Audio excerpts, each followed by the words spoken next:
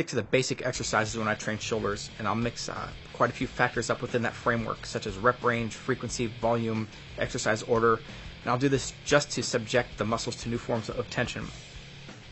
I do like to start most shoulder workouts with presses, but there are plenty of times that I might start with the side delts first, with side raises or upright rows, and then move on to my presses from there, just to mix things up a bit. When I perform presses, I like the standard upright angle, and there are plenty of times that I'll perform high incline presses for the shoulders. Since that really hammers the front delt, it's very natural to do, so I might perform high incline presses, move to an upright press using both barbells and dumbbells.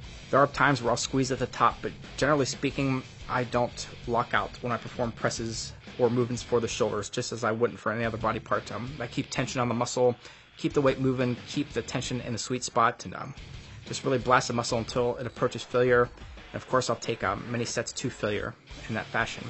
What you'll find if you keep the weight moving and you don't squeeze is you're actually going to fail a lot quicker with a given weight. If you can perform a given weight for 10 repetitions, I'd be willing to bet that you fail at around 6 or 7 repetitions if you keep the weight moving.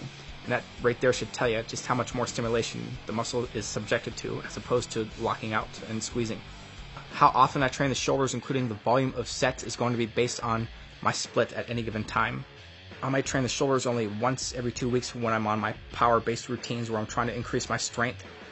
And there are other times to where I'm focusing more on development, getting a good pump, I'm not going so heavy, and I might work the shoulders twice a week.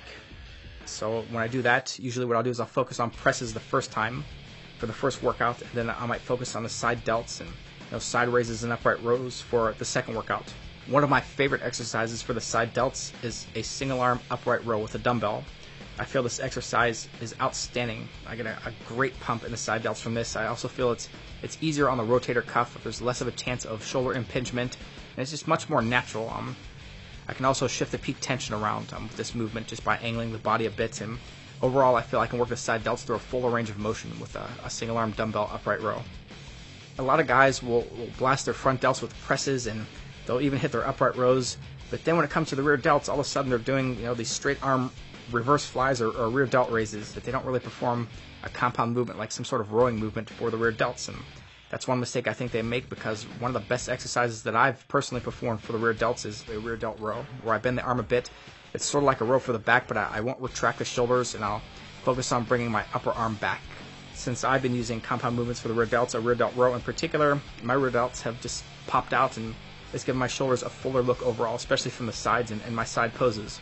I use straight sets for the most part, but I've had quite a bit of success with pre-exhaustion, where I might perform side raises for the side delts and then move on to upright rows where I'm bringing the biceps into play. I'm just going to finish them off that way. So I'll pre-exhaust the rear delts in the same way. I might perform some reverse flies with the arm straight, get them somewhat exhausted, and then move on to a rear delt row. So pre-exhaustion works very well. What has really helped my shoulder training, as well as the training of every other body part in the upper body, is rotator cuff work. What happens, what most people don't realize, is when you perform these major movements for the shoulders and you use a lot of power and a lot of force, your major muscles tend to really assist in the functions that the rotator cuff might perform, which in turn is going to cause the rotator cuff muscles to atrophy. They're going to shrink, they're going to become weaker. That's just a bad scenario to be in, because one day, just out in daily life, if you move the arm a certain way, or you twist and turn, you shut the car door, you can actually tear something in the rotator cuff muscles. I'll perform about 4 or 5 different exercises for the rotator cuff, hitting all 4 muscles. And this has worked very well. My shoulders feel very strong.